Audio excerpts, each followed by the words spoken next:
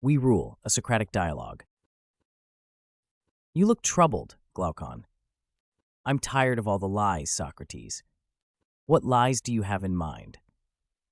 Did you witness the festival of barbaric thought? No. Did I miss anything? Hardly, but the whole Athenian elite was there, oohing and ahhing over the paltry achievements of mere barbarians. Did you criticize them for their lack of discernment? How I wanted to.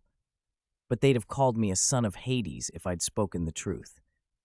The truth that their festival was a farce. I suppose that would have galled them too, but I have a far greater truth in mind. Namely, that civilization rests upon Athenian achievements. Objectively speaking, we Athenians rule. Whatever the barbarians have, they owe to us. And you think everyone ought to know and admit this? Exactly. I'm puzzled. Most of the Athenians I know haven't contributed anything to civilization. Don't be dense, Socrates. I'm not claiming that the average Athenian is a great thinker. I'm claiming that the great thinkers are Athenian.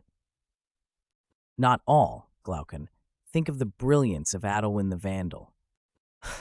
Yes, I am well aware of Adelwin's accomplishments. My point, obviously, is that great thinkers are disproportionately Athenian. A few outstanding barbarians do nothing to vitiate this point. True enough. But why then do you say that civilization rests upon Athenian achievements, or that barbarians owe us anything? Glaucon, have I not made myself clear, Socrates? We Athenians have built civilization.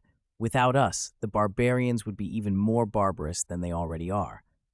Socrates, perhaps I am simply slow-witted, Glaucon, but answer me this. How many Athenians have been great thinkers? About 300. Very well. And how many barbarians have been great thinkers? Very well. But 50. Socrates, why then do you say that barbarians owe civilization to Athenians?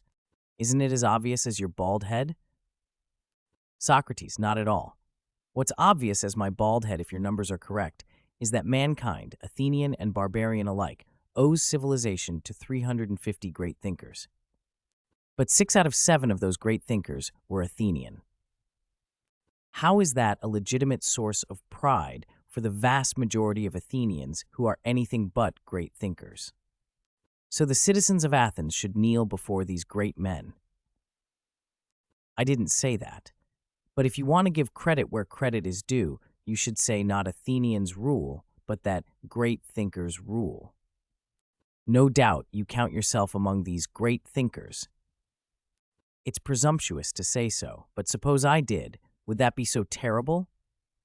Absolutely. Being a great thinker is no excuse for bad manners.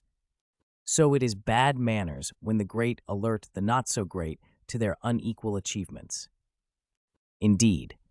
Was it not then bad manners when you declared that Athenians rule? I wasn't proclaiming my personal achievements. I was proclaiming the achievements of the Athenian people. I see. So it would be rude to call attention to my own brilliance, but acceptable to call attention to the brilliance of brilliant people in general. No, that's even worse. You should identify with fellow Athenians, not great thinkers. But do we not owe civilization itself to these great thinkers? Ha! Where would these great thinkers be without the mass of people to implement their ideas? The great thinkers earn ample rewards in the market. They shouldn't think themselves entitled to popular adulation as well. Could we not say the same about the Athenians? Whatever do you mean? Socrates, the barbarians pay us for our products, bringing great riches to Athens. Why should we expect them to augment their gold with gratitude? Without Athens, they'd be nothing. Socrates, it is far more to the point to say that without great thinkers, mankind would be nothing. But even that is a half-truth, for without the rest of mankind, great thinkers would be too preoccupied with menial labor to advance civilization. Great and mediocre minds alike profit from this specialization in trade. Or so it seems to me.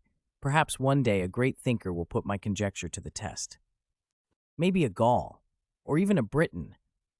Waits for Glaucon to stop linging. What's so funny, Glaucon? Why don't you just denounce me as a son of Hades and be done with it? I have no wish to denounce anyone. I'm merely puzzled. Then I return to my original claim. Compared to Athenian greatness, the barbarians' paltry accomplishments make me laugh. Then I return to my original critique. If we're going to laugh at anyone, it is not barbarians, but the mass of unaccomplished human beings, barbarian and Athenian alike. Points at Socrates, arrogant son of Hades. Socrates. I said, if we're going to laugh at anyone to make a deeper point. Namely, Socrates, great thinkers, rather than laughing at the common man, should acknowledge his value. Civilization is not the product of knowledge alone. It is a partnership of knowledge and effort. Yes, great thinkers bring most of the knowledge, but the common man provides most of the effort, and neither is worth much without the other, my dear Glaucon.